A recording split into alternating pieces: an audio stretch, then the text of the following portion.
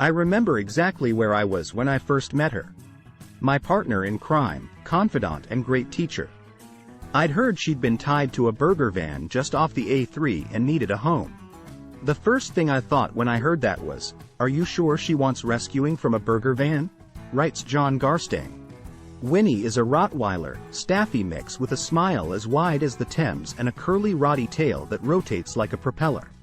The first time we met she barreled towards me, and as I greeted her she dived flat on the floor with the classic staffy frog's legs and smiled at me as if to say, "I found you. You're my human." Winnie and John. I was 4 years into professional work with dogs, and Winnie was to arrive in my world at the time we needed one another most. She was homeless and I was partying a little too much, having no responsibilities to speak of. We were inseparable, sleeping in millionaire mansions one night as house sitters and in my van the next, much to her chagrin.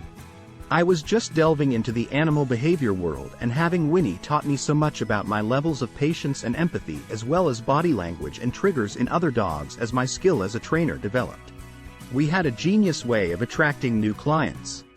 Based in Wimbledon Village, a leafy district well out of my pay grade but full of wealthy dog owners and beautiful old English pubs with roaring fires, I would sit at the end of the bar in any number of these pubs with Winnie at my feet, and every time someone walked by Winnie would get the propeller, smile combo going, and the conversation tended to start like this.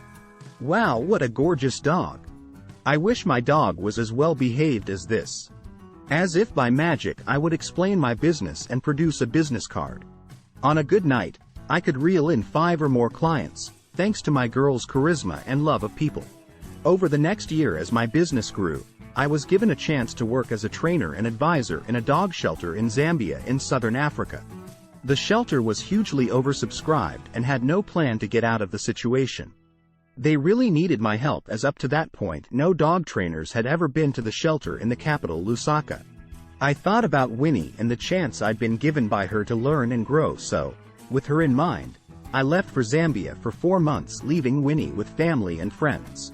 Needless to say, since that trip, my shelter work has gone from strength to strength, leading to work in other countries as an advisor and training handlers. Much like adopting Winnie and being a father for the first time, we're essentially improvising through life no matter what our credentials. These experiences are never the same, so one's adaptability becomes a virtue and then a superpower. Just over 3 years ago, I moved to the Greek island of Rhodes, taking Winnie and her daughter Rhubarb with me. Like many aging English ladies, she is retiring in the Mediterranean, taking daily swims and now chasing lizards instead of squirrels. She doesn't have the same power nor speed anymore, but her charm has not waned. She watches and inspires me daily. Winnie and Rhubarb. My education outreach work takes me into communities, working with police forces, government departments, vets, and everything in between. The problems I deal with are as much about the fabric of the places I work in as the animals themselves. Here in Greece, I offer free training for new adopters. I'm planning to go to Mexico in the next few months to help a shelter to create new protocols, help train handlers, and assist in community projects to improve conditions and educate the next generation on animal welfare and responsible dog ownership. Because of Winnie, I've found my path, and I thank her every day for what she has taught me. If you liked this video, please click the subscribe button below.